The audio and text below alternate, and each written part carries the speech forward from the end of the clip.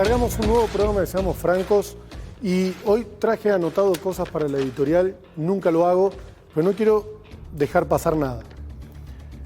Hace aproximadamente 2 años y medio, el actual presidente de la Nación, más de 2 años y medio, del 2021, 4 años ya, el actual presidente de la Nación empezó a formar un espacio con gente, con militantes, con seguidores, con gente que creía, que confiaba y que lo acompañaba y lo acompaña hasta el día de hoy, con una propuesta sólida, con una propuesta firme, que era un cambio radical para la Argentina a la que veníamos acostumbrados, por lo menos del 2000 a esta parte.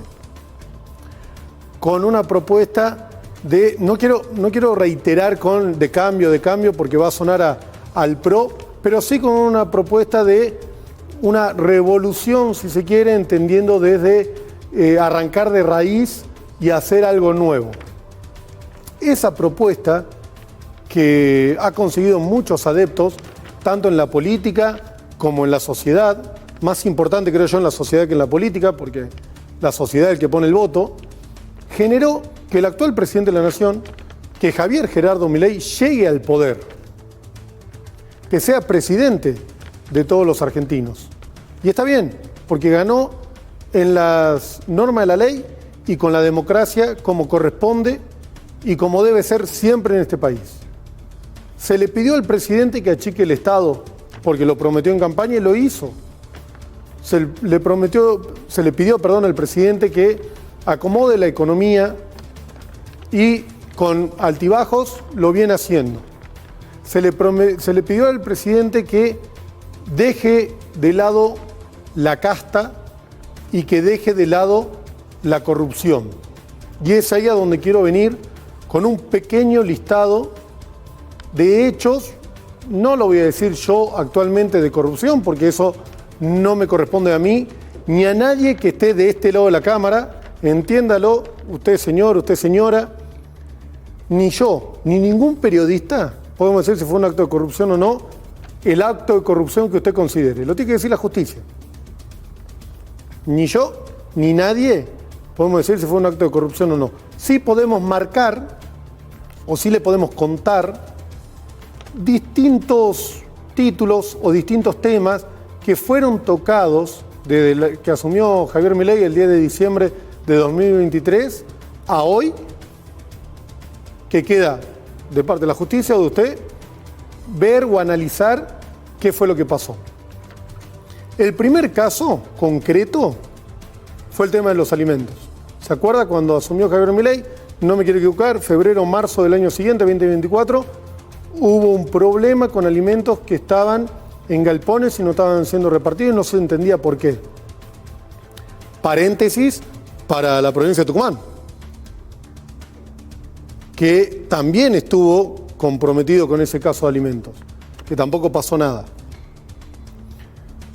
Otro caso que resonó mucho fue la compra de aviones de parte del Ministerio de Defensa de la Nación. El propio Fantino fue el que lo dijo al aire en Neura, respondiéndole a otra periodista, Cristina Pérez, que tampoco quiero que usted entienda por qué los periodistas se critican entre sí, no viene el caso en este momento, pero todo deja una tela para cortar, todo deja a entrever que muchos de los periodistas están trabajando de operadores, no así de comunicadores o de divulgadores de información. Otro caso, claro, que creo que fue medio el punto de quiebre que tuvo Javier Milei con muchos de sus seguidores, fue el caso de las criptomonedas. Que si fue una estafa, que no fue una estafa, que el propio presidente las promocionó, que la promocionó como presidente, que la promocionó como ciudadano, un caso que sigue siendo investigado, pero fue un caso a analizar. Viene Mondino, la ex canciller de la Argentina, que probablemente todos ya vieron el video, donde Mondino dice: Javier Milei o es corrupto o es poco inteligente por el tema de las criptomonedas. Ya fuera del gobierno, lógicamente, lo dijo ella. De ahí podemos agarrarnos de el actual caso, que también lógicamente lo vieron durante todo el fin de semana, estuvo dando vueltas en todos los medios de la Argentina, el tema de las coimas o de los audios que hablan de coimas que vincularían o vinculan a la hermana del presidente. Son 1, 2, 3, 4... también. La contratación directa del Banco Nación hacia una empresa de la familia Menem, que hay gente en el gabinete y el presidente de la Cámara de Diputados es Menem y dueño de la empresa. Entonces tenemos 1, 2, 3, 4, 5, 6, 7, 8 casos que por lo menos hacen ruido en un gobierno que tiene 24 menos 4, tiene 18 meses de gestión. Es mucho para un gobierno tan corto. ¿Y a qué voy con esto? Reitero, que la justicia tome carta en el asunto y la justicia diga si estos casos son corrupción o no, son sentenciables o no. ¿A qué voy esto? Es mucho ruido para tan pocos años de gobierno. Cristina Fernández de Kirchner hoy está presa por un acto de corrupción. Pensándolo muy rápido, creo que hubo 2 o 3 actos de corrupción muy grandes que metieron presos a funcionarios del gobierno de Cristina Kirchner, y uno fue el tema trenes y otro fue la obra de vialidad. Estamos hablando de 2 o 3 casos en 15, 20 años de gobierno. Acá estamos hablando de 8 en 18 meses. Es muy complicado para el presidente de la Nación poder mantener la autoridad que viene manteniendo hasta el día de hoy, cuando en definitiva gran parte del entorno no lo acompaña con la campaña que él hizo. Sí, es un año electoral, este año 2025, lo venimos hablando en todos los programas, desde que empezó el ciclo. Sí, es un año, y lo dijo también, lo comentó Fantino, si no me equivoco, hace 3, 4 meses. Es un año donde tanto el presidente de la Nación como a los candidatos le van a tirar con todo. Le van a sacar todos los trapitos al sol. Le van a pegar con todo lo que puedan, porque es un año electoral. Ahora, insisto, y no es un consejo para el presidente de la Nación, es un consejo para cualquier gobierno de turno. ¿Te van a pegar? Sí, te van a pegar. Intentá que las tropas estén acomodadas para que cuando te peguen, vos fácilmente podrás decir es mentira. Y no te agarres de la inteligencia artificial para decir, la justicia tiene que ver si no trucaron la voz. Sí, está bien, está de moda la inteligencia artificial, en campaña hicieron un video de Macri diciendo no te candidatees o bajo la candidatura. Si uno ve el video te das cuenta lo que es inteligencia artificial y no. Los audios de Españolo, que estaba en un bar, se nota por el ruido de fondo. No soy perito, pero estoy completamente seguro que no es inteligencia artificial. No lo es. Ahora hay que ver la veracidad del contenido del audio. Que el audio es real. Que lo que dijo las 2 personas que estaban en el audio, eso es lo que tiene que rever. Perdón, y quiero anotar uno más porque me lo estoy olvidando acá. Encontraron a un miembro del Congreso de la Nación yéndose a Paraguay con $200.000. Así, como lo escuchás.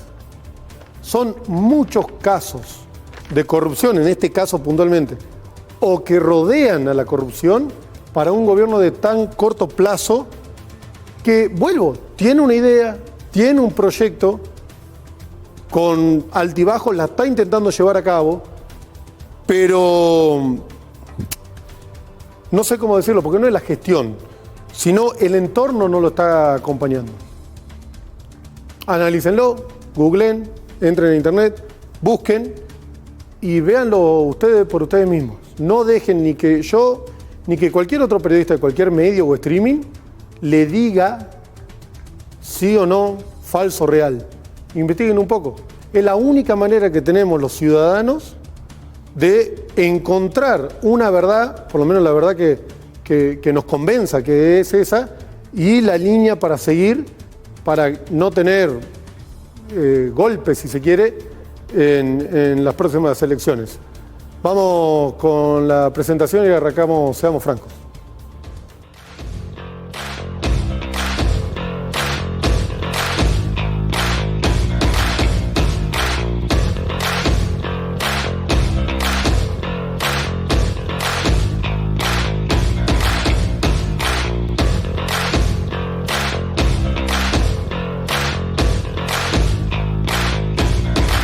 Volvemos al living, o estamos en el living, seamos francos, con Silvio Belomío. Silvio, muchas gracias por haber venido. No, gracias a vos por la invitación. Candidato a diputado nacional. Así es. A ver, hablando mal y pronto, no quiero sonar irrespetuoso nada, pero venís con un caballo de un poco más atrás que el resto de los competidores, sobre todo dentro de lo que creo yo, el oficialismo provincial y el oficialismo nacional. Sí, pero acostumbrado en definitiva a esto. Esto la verdad que forma parte de mi historia, la corta historia en lo que es la arena de las elecciones, no la arena política o el hecho de haber formado parte de algunas gestiones de gobierno, muy exitosas siempre, pero me parece que lo que pretendemos nosotros está de acuerdo con esto, es precisamente quebrar un poco el paradigma, romper un poco esta hegemonía y sobre todo instalar y hacerle ver a la gente que la gente normal, entre comillas, la mayoría de los argentinos, están donde estoy yo. Siempre se habla en política de la ancha vereda del medio. ¿Estás en esa ancha vereda del medio? Buscando aquel electorado que, por lo menos acá de Tucumán, que no está conforme con el gobierno de turno de Jaldo, tampoco está conforme con el gobierno de Milei, que votó a Milei pero ahora está enojado, que votó a Jaldo pero ahora está enojado. ¿Dónde se pesca? Estoy en contra de los fanáticos y del fanatismo. Y hoy Argentina, a diferencia de lo que ocurría allá por el 2015 a 2019, que se hablaba de un quiebre en la sociedad donde había prácticamente un 50 y 50, una división, hoy tenemos dos espacios que son fanáticos, que están en los extremos, que cada uno de ellos nos representa más del 30%. El fanatismo, siempre lo digo, lo que no te permite es pensar, no tener masa crítica, no ser autocrítico y en definitiva la gente que está ahí pertenece porque sí, porque adopta una bandera y cuando uno le pregunta por qué, bueno, no sabe, porque no quiero ser lo otro, lo contrario, la antinomia. Esta antinomia se quebró en Argentina. Seguimos, el análisis es, seguimos en el balotaje.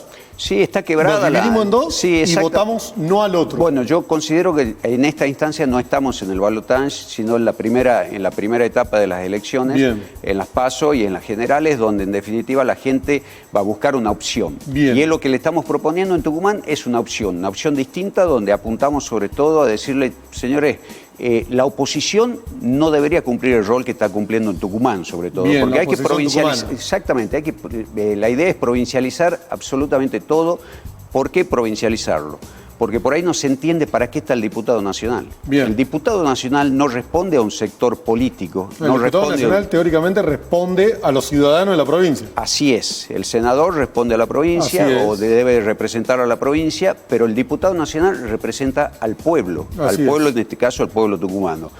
En el caso nuestro, en nuestro espacio, no tenemos un jefe que nos diga, cuando se vayan a discutir las cosas en el Parlamento, qué tenemos que votar, si tenemos que asistir o no al recinto, sino la idea es llevar los problemas, la problemática de Tucumán, discutir los temas de fondo, y para eso sin duda soy el mejor candidato, porque en esto no solamente voy a adoptar una posición sobre los temas de agenda del Gobierno Nacional, sino también voy a llevar al recinto y a llevar a las comisiones, que es donde verdaderamente se discuten los proyectos, proyectos nuestros, proyectos propios, y que hacen no solamente al conocimiento del punto de vista técnico, sino también la experiencia, la gran experiencia que tengo en las distintas gestiones.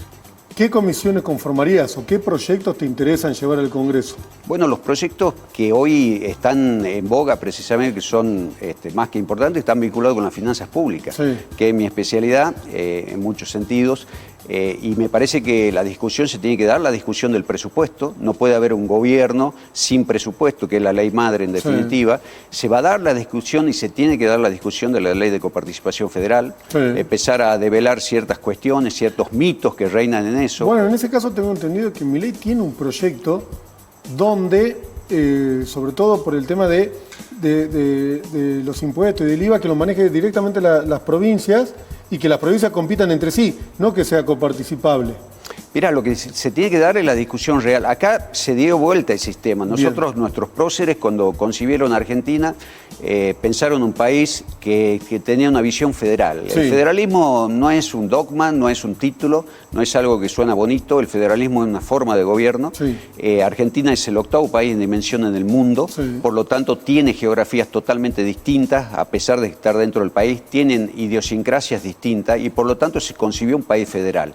Eso se trasladó a distintas normas y a distintas formas de vivir, entre otras la distribución de los recursos. Los recursos originariamente corresponden, sobre todo, según lo establece la Constitución, a las provincias y a los municipios. Claro. ¿Qué hicieron los gobiernos tibios a lo largo de la historia? No solamente el actual, sino es decir, bueno, entrar en una zona de confort y darle la facultad al gobierno nacional de recaudación y, por lo tanto, la mejor forma que recaude la nación y distribuya entre las provincias. Ese esquema se tiene que modificar. Y este proyecto en particular del IVA provincial me parece fantástico como título y como desarrollo, pero claro, no como lo piensa vender o como lo concibe la nación, del hecho de decir, señores, al IVA... Yo me agarro el 6%. No, porque es más grave, porque ellos su proyecto que hoy estaría, ojo, no es un proyecto presentado en la Cámara. No, pero es un proyecto de lo que se está hablando. Lo que se discute técnicamente, lo que dice la nación es, vamos a establecer un IVA que es provincial, en cada una de las provincias va a tener la facultad de implementar su propia alícuota, van a competir entre las provincias, pero la nación hoy se queda con lo que se está quedando, en definitiva. Entonces, compitan ustedes y con el agravante para la finanza. Ustedes y pásenme el... No, ellos se quedan, la nación directamente que se queda con el 40% actual. Pero ¿qué es lo que ocurre? Le da la posibilidad que compitan entre las provincias, el famoso votar con los pies, eso sí es votar con los pies, en definitiva, competir en este sentido, desde el punto de vista económico, pero con un agravante que es para las finanzas provinciales el hecho de que deben eliminar ingresos brutos. Entonces, claro, si hoy consideramos que Tucumán tiene solamente ni siquiera el 27% del total de la masa de ingresos corresponden a recursos propios, el resto vive de los recursos que vienen de coparticipación nacional, entonces, ¿cómo sería la realidad de las finanzas provinciales con este esquema si las rentas provinciales, la Dirección General de Renta de la provincia no recauda muy mal, recauda pésimo, cada vez peor? Y eso obligaría a cada una de las provincias a poner un foco en la administración tributaria, a que se recaude de la mejor manera posible. Y esto es una vieja discusión. Vos fijate, Franco, que cuando yo hablo de viejas discusiones y mi punto de vista, más allá de ser tributarista, especialista en la materia y magíster en políticas públicas, entre otras cosas, lo vivía esto. Yo estuve en Renta de la Provincia, fui subdirector del 2000 al 2003, se produjo un cambio de paradigma en la forma de recaudar en la provincia, pusimos el énfasis en los agentes de retención y percepción, porque la realidad del país en ese momento y la realidad de la provincia te obligaba a eso.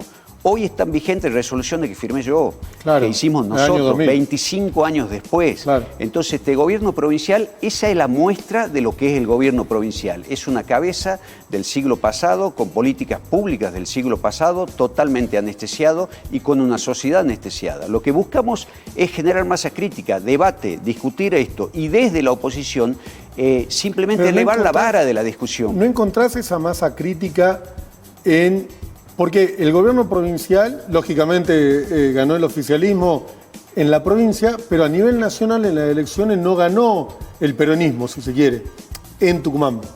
¿Encontrás que la masa crítica está viva? Sí, está viva porque lo que vos acabas de decir. La primera vez que a mí me ofrecieron, y y me pidieron que sea candidato fue en el año 2015. Nosotros llevábamos una disputa muy fuerte contra el oficialismo tucumano, contra el alperovichismo y contra el kirchnerismo. Sí. Logramos algo que parecía imposible, utópico en ese momento, siendo yo secretario de Hacienda del municipio, que es lograr la autonomía financiera del municipio. Al tener la autonomía financiera nos permitió tener autonomía política y por lo tanto conformamos un espacio de la oposición. Lamentablemente privó más que nada el aspecto de querer quedarse en el lugar de oposición, que es mucho más cómodo, es una zona de confort, y no disputar y no tener una vocación real de poder. En el 2023, Milei les demostró a muchos, más que les pese, que la famosa estructura y el aparato es relativo. Es muy relativo. Y eso es lo que va a pasar, Franco, yendo a la pregunta inicial tuya. Si voy en desventaja, claro que voy en desventaja. Desde el año 83 a la fecha, cuando uno hace un estudio de las elecciones en toda la nación, a nivel nacional, provincial, municipal, más del 86% triunfó el oficialismo. Sí. Eso está claro, entonces es una clara muestra que el oficialismo tiene una ventaja comparativa. Ahora, en este caso, yo al tucumano lo que le estamos proponiendo en nuestro espacio es la conformación y una visión de decir, vamos a defender los intereses de Tucumán en la Cámara Baja, vamos a llevar nuestros propios proyectos que están vinculados a temas muy de fondo, como ser también el régimen previsional, el régimen laboral. Esos temas vamos a intentar instalar en la agenda, no simplemente discutir los temas que instale el gobierno nacional.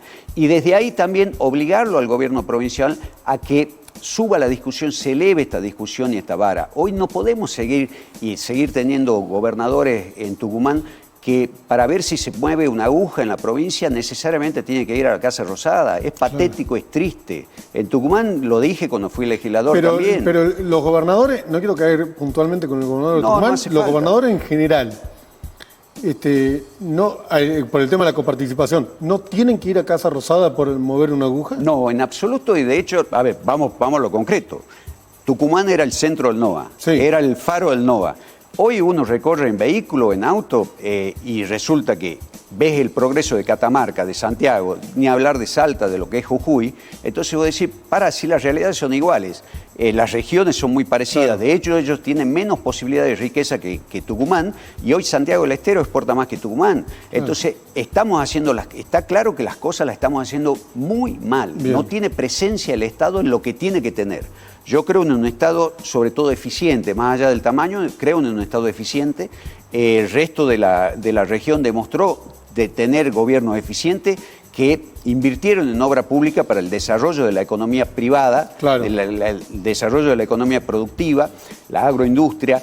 En Tucumán lo vengo tratando de instalar este debate. ¿Cuántas hectáreas de citrus se fueron de Tucumán, se levantaron de Tucumán? Bueno, estuvimos hablando con Alejandro Trapani, un productor de citrus, y nos decía algo de 7.000, 8.000 hectáreas. Exacto, más de 7.000 hectáreas. ¿Y dónde están? En Sudáfrica. Claro. La mayoría de sus capitales están en Sudáfrica porque le brinda una ventaja comparativa. Entonces, si no entendemos que nosotros tenemos que salir de este esquema, de este sistema perverso desde el punto de vista tributario, sobre todo, que es represivo, anacrónico, y no vamos hacia un sistema de incentivo. Bueno, mi tesis en particular de la maestría de políticas públicas está en ese sentido, el cambio del sistema argentino, desde el punto de vista tributario, de mutar de un sistema represivo y anacrónico como el actual hacia un sistema que sea beneficioso. Y cuando hablo de beneficio no es simplemente bajar alícuota. Bien. Hablo de cuando vos tenés más del 60% de nuestra economía en negro, fuera, dentro del sistema informal, eso repercute absolutamente en todo y es transversal, repercute en todas las actividades económicas y también repercute en cada uno de nosotros, Franco. Claro. Porque eso tiene una vinculación directa, por ejemplo, con algo que está en boga y en discusión, que es, por ejemplo, el régimen previsional. Claro. O cuando uno es demagogo y dice, bueno, sí, le subamos porque los jubilados ganan muy poco. Es cierto que ganan muy poco. Pero hoy la verdad, veía un reel y un especialista decía, el sistema previsional está roto en la Argentina y en gran parte del mundo. La gran mayoría de los jóvenes, 30, 40 años, tienen en el inconsciente que no van a vivir de la jubilación. Exacto. Que algo tienen que hacer. Si el sistema previsional, por lo menos lo que planteaba esta gente, ¿no?, está roto en todo el mundo, ¿cómo se hace? se hace una de las principales cuestiones que hay que modificar es esto que te estoy diciendo, nuestra economía, cómo está sustentada.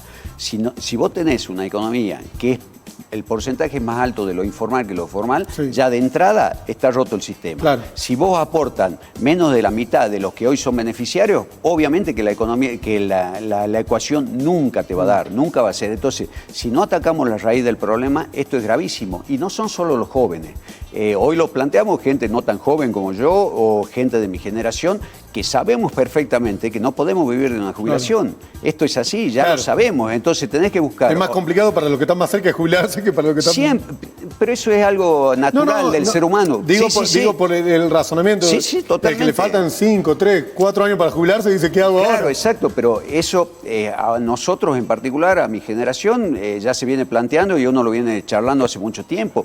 Ya no es como era antes históricamente en Argentina, que vos decías, bueno, trabajo, aporto 30 años y por lo menos subsisto con una jubilación. Claro. Hoy la jubilación, mi madre jubilada, realmente si tuviese que sobrevivir solamente ella con eso, es imposible, es dramático el monto que perciben. Ahora, ¿se modifica con una simple ley? No. Es mucho más complejo el entramado. Esto es un entramado, es el entramado de las finanzas públicas. Claro. Y ahí es donde yo sí discuto la cuestión a nivel nacional de la famosa motosierra. Yo no comparto en finanzas públicas la motosierra. Soy más amigo del bisturí. Hay que tener mucho cuidado donde uno corta, donde uno pega, porque en el medio está la gente, estamos cada uno de nosotros. Y la economía no es una ciencia exacta. La economía es una ciencia social. Sí. ¿Por qué? Porque tiene el componente precisamente de las personas que están dentro de todo. No es una simple aritmética. No es 2 más 2, 4. No. Es 2 más 2, 4 y ¿a quién alimento con estos 4? Digo. Totalmente, es una ecuación que tiene el componente social. Entonces, por lo tanto, hay que tener mucho cuidado cuando se habla de algunos modelos. De hecho, este modelo en particular está muy apuntado a lo que es el aspecto financiero. Sí. Pero la macroeconomía es mucho más que el aspecto financiero. Sí. Yo no estoy viendo indicadores que hablen de un desarrollo en la producción, que hablen de un desarrollo en lo que es la agroindustria, que hablen de un desarrollo de nuestra Pampa Azul, que es todo el mar argentino que tenemos, que sigue sin explotarse, lo explotan los chinos o cualquier otro país, menos los argentinos. Está todo sustentado en nuestra segunda reserva a nivel mundial del gas natural licuado. Sí, muy bien, perfecto, pero ¿hasta cuándo y cómo es lo único? Entonces, si no damos la discusión de fondo, si no entendemos que el Estado debe motorizar la economía, debe fomentar el incremento de la riqueza. Alberdi decía algo que era una frase muy sabia vinculada con las finanzas públicas. Él decía, sin renta no hay gobierno. Sin renta no hay gobierno. Sin renta no hay gobierno, pero sin riqueza no hay nación. Claro. Y acá los gobiernos, tanto nacional como provincial, los últimos años, se fijaron mucho en la renta, en decir, bueno, ¿cómo recaudo? ¿Cuánto aprieto? Y no se dan cuenta que siguen pescando en la pecera, cazando en el zoológico, y esos se están muriendo, esos animalitos cada vez son menos, cada vez más chico el corral, porque es así, y dicen, bueno, ¿qué hacemos ahora? Bueno, cambian el paradigma. Lo que se propone y proponemos en nuestro espacio es esta discusión que hacen a vos, a mí y a cada uno de los tucumanos, porque parece que está muy elevada. No, es algo básico, elemental. En Tucumán no es que no llegan inversiones, se están yendo los capitales tucumanos, que es dramático. ¿Por la cuestión impositiva? Totalmente. La cuestión impositiva hace que, por ejemplo, que la economía nacional gire alrededor de Tucumán, pero no quieren entrar a Tucumán, porque entrar a Tucumán implica que te apliquen una percepción de un 15, un 16, un 17%. Claro. Es una barbaridad. Estamos hablando de alícuotas que están a la par del impuesto al valor agregado, claro, que ya es altísimo, un 21%. Sí. Pero un impuesto provincial como ingreso bruto y que para colmo no vuelve, entonces es una carga pesadísima para quien pretenda hacer una operación comercial en Tucumán. Bueno, yo no veo que se discuta esto en Tucumán, no veo esta cuestión. Cuando asumió este gobierno provincial, eliminó el Ministerio de la Producción. Sí. Entonces, me parece que eso dio a las claras cuál es la visión que tiene de una gestión de gobierno, de una política pública. Por eso es que hablo de política, en el caso de Tucumán, una política totalmente anacrónica, funcionarios y cabezas y mentalidad del siglo pasado. No veo este tipo de discusiones y de hecho Tucumán está en rojo. Y ellos lo saben perfectamente. Cuando uno hace un estudio de cada una de las áreas, todas las áreas son deficitarias. Y Tucumán hace muchísimos años que lo único que hace es pagar sueldos y mantener el gastito general. Y nada más que eso, el gasto corriente. No hay ninguna inversión por parte del Estado que multiplique la riqueza en Tucumán. No veo inversiones en camino, no veo nuevos diques, no veo absolutamente nada que haga al desarrollo de la actividad privada. Se habla, son muy lindos los discursos. El argentino ya se comió el relato kirchnerista. Bueno, yo ya estoy grande y tengo algunos fundamentos para decirme, no me como ningún otro relato. Entonces, trato de instalar la discusión en Tucumán, no con vista al 26 de octubre. Nuestro espacio se crea desde acá, desde la demanda de la gran mayoría, que somos los que estamos no en el medio, sino en la normalidad. Tengo entendido que electoralmente hablando, en encuestas, y vamos a la analogía que vos hiciste de pescar en una pecera, que estás pescando en un sector de 200.000 personas, cerca de 200.000 personas acá en la provincia. O sea, que hay 200.000 que, pongámosle el título, no están fanatizados con ninguno de los dos lados.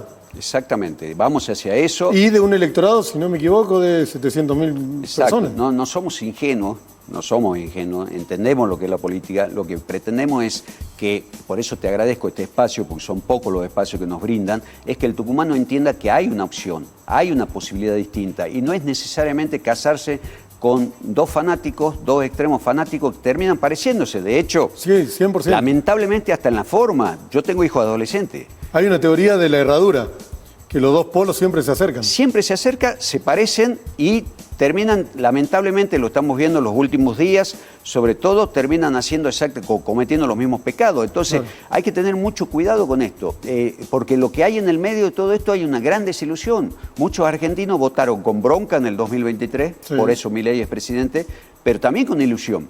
Entonces, eso se está rompiendo, la bronca se acrecienta hacia la clase política, pero la política es una palabra que acá lamentablemente la denostaron, culpa de los malos políticos. La política es muy rica, es enriquecedora, y la política como función lo que tiene y pretende es el bien común. Entonces, si no hay idea, no hay concepto, es imposible que propendamos al bien común. Te quiero traer nuevamente el 26 de octubre a lo electoral. Sí.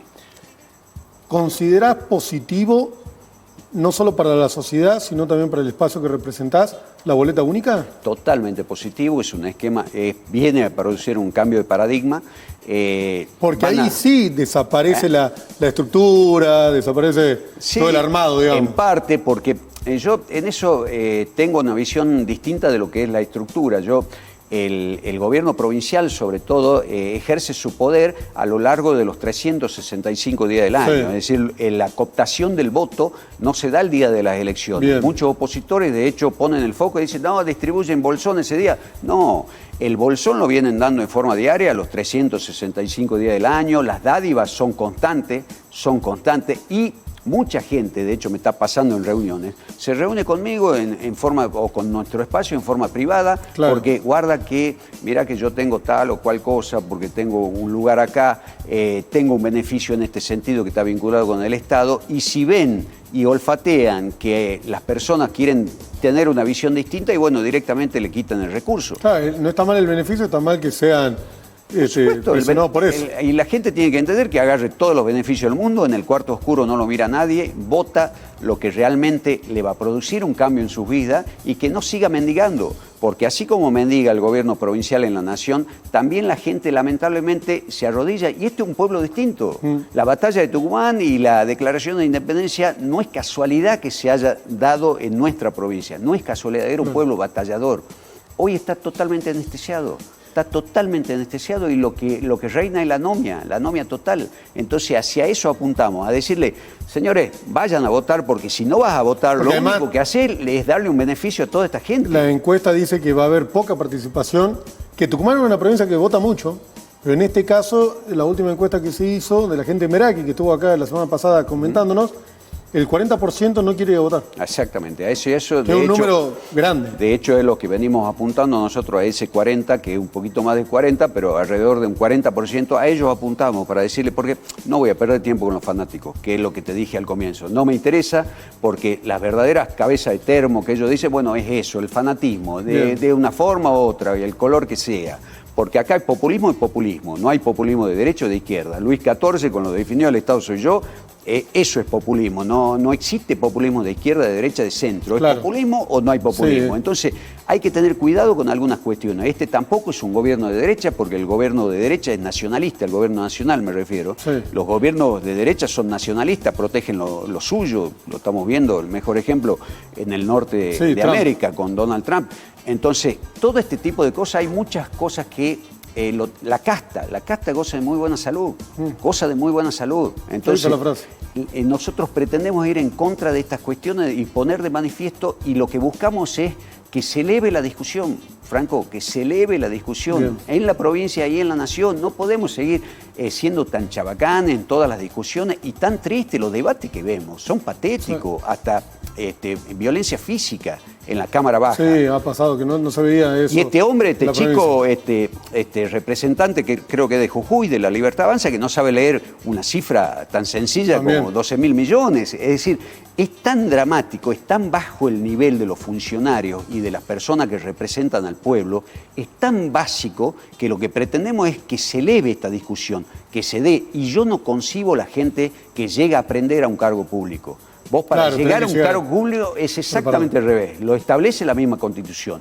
Entonces, tengamos cuidado con todo esto. Y estas son las cosas que pretendemos desde nuestro espacio poner en debate, en desarrollo y decir, che, no apuntamos y no empieza lo nuestro y termina el 26. Esto recién empieza. De hecho, el 27 de octubre es cuanto más fuerza le vamos a poner para conformar un espacio donde los que pensamos parecido, en definitiva, demos la pelea, pero demos la pelea de fondo. Silvio, muchísimas gracias. Un gusto. Gracias, Franco, por el espacio. Vamos al primer corte en Seamos Franco, ya volvemos.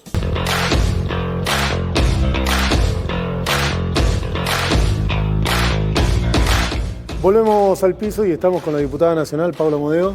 ¿Cómo está, Paula? ¿Todo bien? Gracias, Franco. ¿Todo bien? ¿Y vos? Acá medio accidentada nada más, pero bueno. No pasa nada, no se nota. Ahí está, lo tapamos bien maquillado. Un poco. Sí.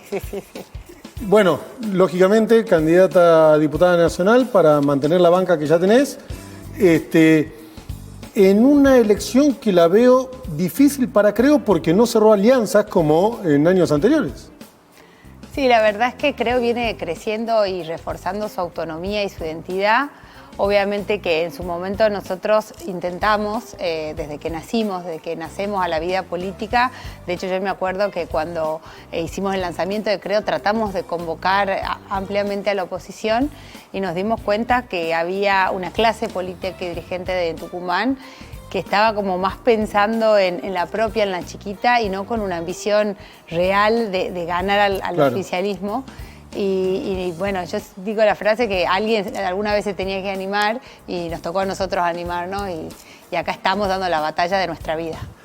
Entiendo que con este discurso que tiene Creo hace muchos años de la clase política, de lo que no va, medianamente es una suerte de discurso que tuvo Milei.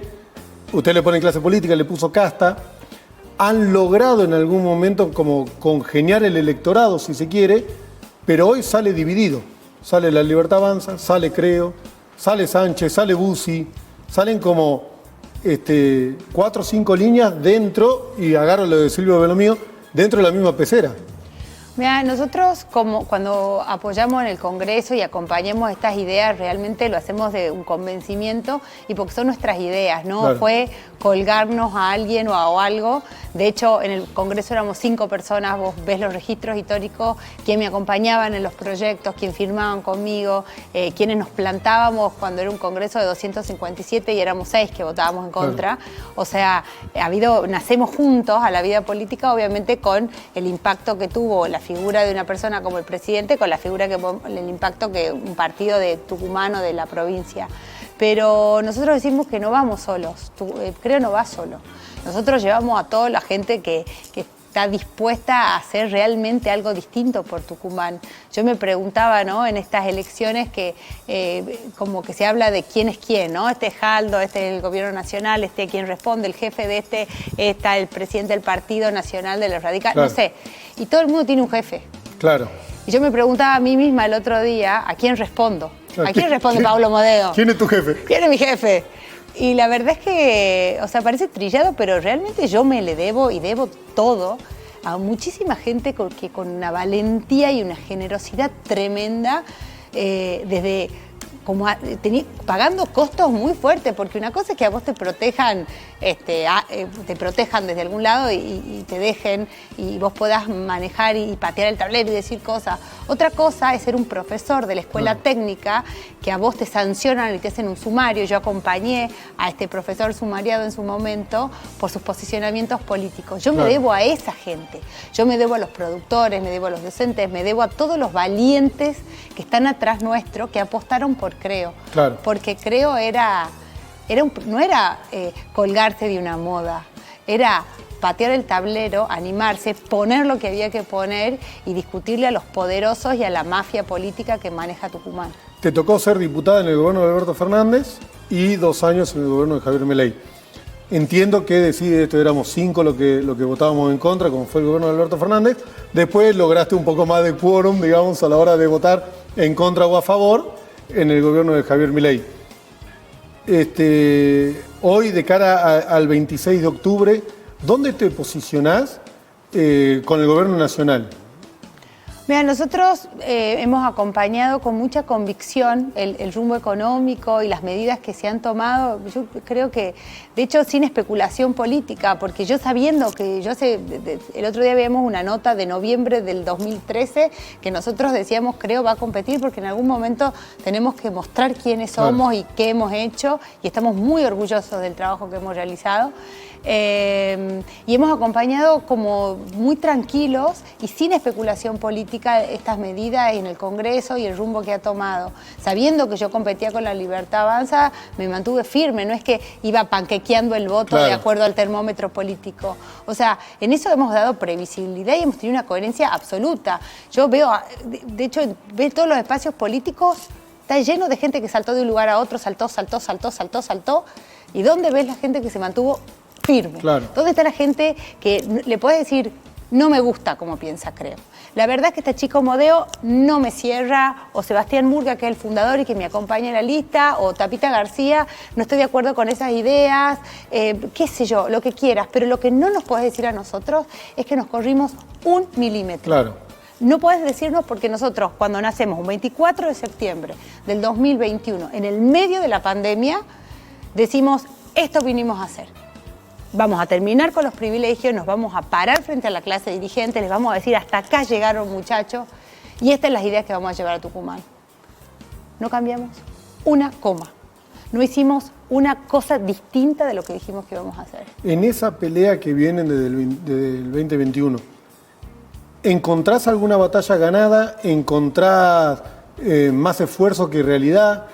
¿Cómo viene en el debe y el haber, cómo viene Creo? Mira, qué buena pregunta, porque yo me la hago a mí misma. Porque el otro día me decían, ¿vas a festejar o festejaste por esto, por lo otro, por lo que hicieron? O sea, primero mucho agradecimiento por toda esa gente que se jugó y nos acompañó. Pero yo siempre digo que este es mi deber, este es nuestro deber. Y acá lo parafraseo a Sebastián Murga, que la verdad que es una persona que nos ha marcado siempre el camino. Y nos decía, la política parece deshonrosa, pero menos honroso sería no hacerlo, no meternos. Entonces, en eso vamos a festejar cuando en Tucumán haya un pobre menos o una empresa más, que es la gran cuenta, y para eso nos metimos, porque si no, la verdad que si mi proyecto político fuese que yo llego a diputado o a algún cargo, es patético, somos lo mismo que todos los otros que se acomodan.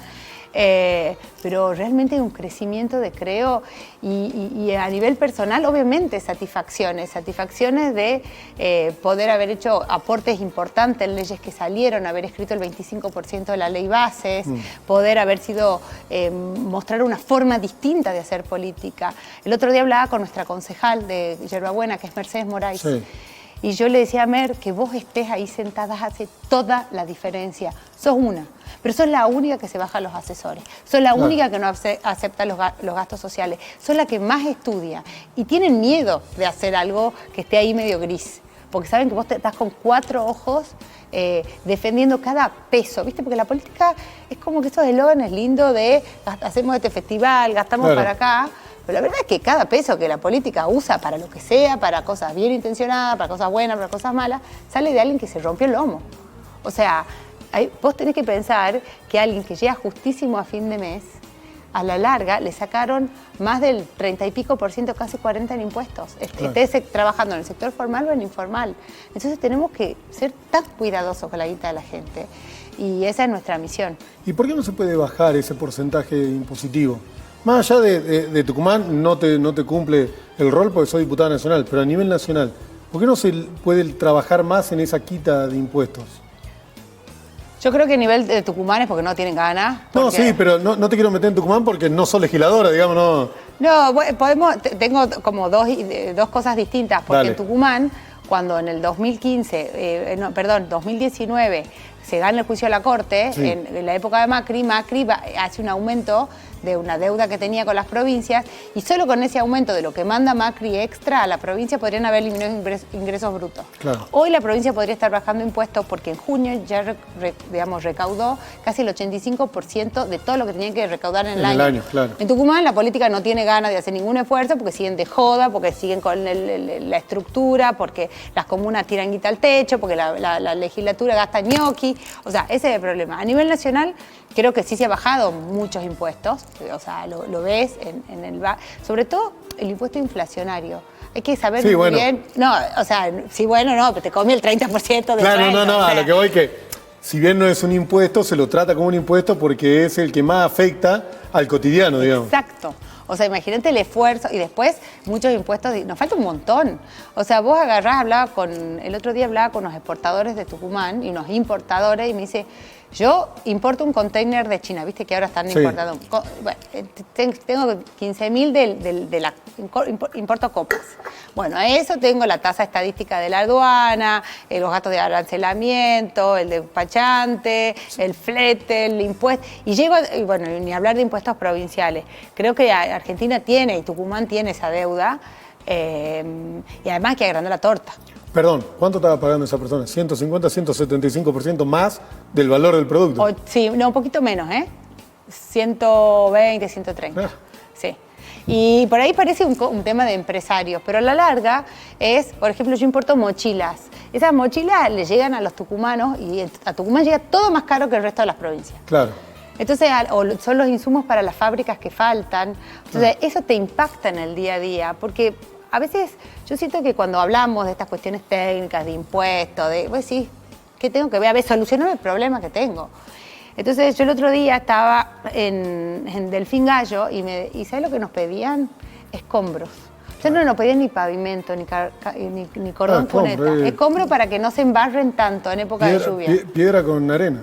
Sí, para no embarrarse, para poder sacar a la gente, a los chicos, para que puedan salir sin inundarse a la escuela. Van con 2 cambios de ropa. Claro. Van con la bota de goma, llegan a la parada del colectivo, los vuelven a cambiar en la parada del colectivo, pues están todos embarrados, y de ahí van a la escuela. O sea, el laburo de esa madre.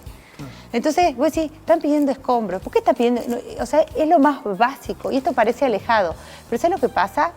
A vos te cobran un montón de impuestos, en la provincia, en la nación. Y la provincia o los municipios, sobre todo, que son los grandes desfalcadores y estafadores de la gente, en vez de bajarlo a servicio, lo gastan pero lo que vos te imagines, ni hablar la corrupción, ni hablar las casas en el Cadillal, ni hablar que no pueden explicar de dónde vienen, pero yo tengo denunciado en la Justicia Federal a 4 intendencias. Claro. O sea, 36 mil millones de pesos. Se chorearon en la última campaña. ¿Avanza o no? No. Porque esas denuncias salen, son un título y después la gente se olvida. El común, el que está del otro lado, de la cámara ahora. Dice, Paula lo acaba de nombrar, me acuerdo cuando en marzo salió la denuncia. Y hoy, ¿dónde está? Porque la gente sigue con su vida. Mirá, hay un estudio viejo de la Gaceta, porque no lo actualizaron, con Irene Benito a la cabeza, y creo que estaba también con FOPEA, eran distintas organizaciones. Ella demostró que solamente el 1% de las causas de corrupción en Tucumán se condena. Claro. Es decir, acá hay piedra libre para todos. Y no avanzan, no se condena, no se investiga. Suelten un poquito el poder y sí los investigan. Claro. Miralo al Perovich, miralo a Cristina. Por eso no quieren soltar el poder. Por eso las candidaturas testimoniales. Por eso todos colgados de travesaño para ver cómo me acomodo en un carguito. Pero lo que yo le puedo decir a la gente es que a nosotros no nos da miedo nada. O sea, miedo hay personales a mi hijo, pero a mí, señores... De hecho, el otro día me decían en una nota, buscamos a alguien en la oposición que se le haya plantado al gobierno provincial y solo te encontramos a vos. Yo no dije, viste, cuando todo el mundo decía, no, es distinto, es bueno, el gobernador está con otras ideas, y bueno, los radicales son más o menos como más blandos, pero a la larga, dijeron por ahí. Pero acá los que se plantaron contra el entramado sucio que existe en Tucumán fue, creo, con una valentía enorme y en una soledad enorme también. ¿Por qué este año no cerraron con otras listas? Yo creo que... Sobre todo, no con la Libertad Avanza, y después vos corregime, yo entiendo aquellos espacios, aquellos partidos que no cierran con la Libertad Avanza, porque tengo entendido que la Libertad Avanza pide que vos dejes de lado tu espacio. Me lo dijo Bussi, lo vi en otros lugares, qué sé yo. Entonces calculo que te llamaron, che, Paula, dejá, creo, vení, quiero o no quiero, decisión personal. Pero si habías trabajado con el radicalismo, con el Partido de Justicia Social, hoy creo va solo. ¿No hubo llamados entre vos y ellos? ¿O directamente fue una decisión partidaria con Sebastián Murga de decir, la juguemos solo? A ver, sí hubo conversaciones, pero no de rosca política, te diría algún llamado, de intentar hacer algo, pero nosotros decimos, no somos el partido de las estrategias ni de las especulaciones, claro. Somos el partido de los principios. Y si esos principios no están en la mesa, y si esa idea de provincia que queremos, y si no encontramos personas que quieran sentarse a la mesa para ir a fondo y sin miedo, ¿para qué? Claro. ¿Para qué? Si acá, la verdad es que creo todos tenemos nuestro trabajo, venimos del sector privado. Como dije, para mí es un honor representar a los tucumanos. Yo la primera vez que entré al Congreso, la primera vez que entré al Congreso fue para curar. No conocía por afuera, pero nunca había entrado al Congreso. Y entro al Congreso y veo el hemiciclo tiene un vitrós re lindo, no sé si conocés. No, por con dentro los 14, bueno, cuando vayas a jurar. Claro. con los 14 escudos de las provincias. Yo veo el escudo de Tucumán y de las 14 provincias iniciales. Y yo me dije a mí misma, nunca te acostumbres a esto. Claro. Que no te parezca normal estar sentada en este lugar. Porque acá te puso gente que está dejando mucho para que nosotros existamos. Hay gente que no se siente representada por nadie. Es un orgullo estar en ese lugar. ¿Encontrás en tus pares del Congreso aquellos diputados que, entre diputados, senadores, vienen 20 años sentados ahí, que se acostumbraron? Sí. ¿Que entendieron, que no entienden lo que pasa afuera? Sí, y en eso, la verdad que ahí sí hago una autocrítica, ellos son muchos mejores jugando un jueguito que yo no juego. Claro. Entonces, a mí cuando... ¿Pero te sirve jugar ese juego? ¿En qué sentido? No lo haría nunca porque sería vender claro. mi alma. O sea, prefiero estar en mi casa que vender mi alma. ¿Por qué? Porque dame 4 años sentada ahí haciendo ¿qué? 20 años, ¿cómo ayudaste al país? O sea, hay cosas, hay gente que ya es graciosa, tipo Pichetto por momentos. Claro. ¿Entendés? ¿Otra vez? No, pero por lo que dice. Claro, obvio. Porque además son de las figuritas que cambiaron de lugar, digamos. Claro, hay un antecedente del año, no sé qué, que claro. Estábamos discutiendo. A ver, hay gente muy valiosa. Él lo escribió, quizás. Claro. Hay gente muy valiosa dentro del Congreso. Gente que yo admiro un montón, pero es que siempre son como las segundas o terceras líneas. Los buenos. ¿Los técnicos dentro del Congreso o aquellos asesores de diputados? Yo estoy hablando de los diputados. Bien. De todas maneras, para mí, y eso pensaba, ¿qué hace bueno a un político, a un diputado sobre todo? Para mí no sirve solamente ser bueno técnicamente, laburar, trabajar, estudiar, es como la base. Sí, a mí me ha pasado que me siento como en el colegio, que que estábamos votando y esto cómo lo votamos, y yo tenía que decir, no, esto era así, vos votás tal cosa, yo voto otra, viste, como tratando de decir, che, hermano, te pagan un sueldazo, leete claro. El proyecto, fíjate lo que estamos votando. Claro. Estudiar es la base. Como lo mínimo, claro. La solvencia técnica, pero no alcanza para ser un buen político, con eso puedes ser un buen académico. Claro. Pero para ser un buen político vas a tener que tener la valentía necesaria para no transar. Claro. La valentía es necesaria para que cuando te están apretando, y me pasó, porque a mí no fueron tantas las ¿qué querés, Paulita? Que sí claro. Vinieron, tipo, ¿qué querés? No quiero nada, no entendés que me importa 3 carajos el contrato claro. Que vos me quieras dar, porque me pasó muchas veces, pero nada, Paula, no, nada. Pero sí sos una, o sea, como eso de arrinconarte, me acuerdo hasta una situación que estaba con 2 en el diputadas. momento que vos fuiste unibloque. Yo soy unibloque. Seguís siendo unibloque, soy un monobloque. tipo, esto fue el primer año, imagínate, recién llegaba al Congreso, sin experiencia política, con 2 diputadas grandes que me decían, no, pero todos vamos a votar así, sos la única que va a votar distinto, un subsidio para el Inca, no sé qué, teatro o algo así.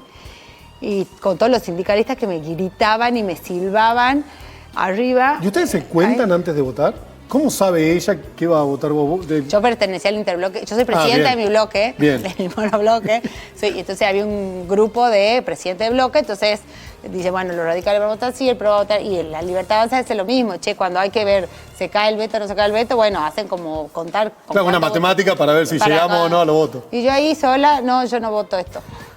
¡Bum! Batí contra la pared. Y fue tipo muy representativo, porque yo en el fondo dije, esta gente no sabe con quién se ha metido. Claro.